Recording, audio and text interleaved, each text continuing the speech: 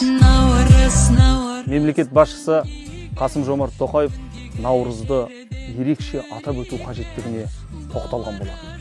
Мерекенің әр сәті елге пайдасы тиетін, ұрпаққа өнеге болатын игілікті іске ұласуы тиіс.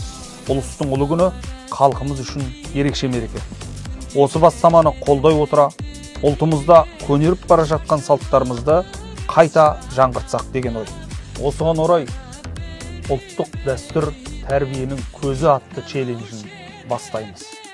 Әрбір отбасы, ұжым бізді қолдайды деген ойдамыз.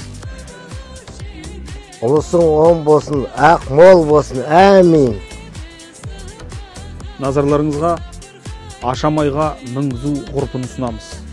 Бала ашамайға мінгізілуі оның өмірінде тіршіліктің жаңа кезеңі басталғандығын білдіреді.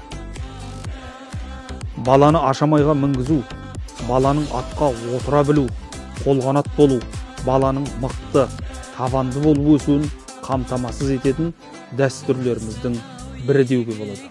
Себебі тізгін ұстау арқылы бала ертеңгі болашақтың иесі екенін анықтатады.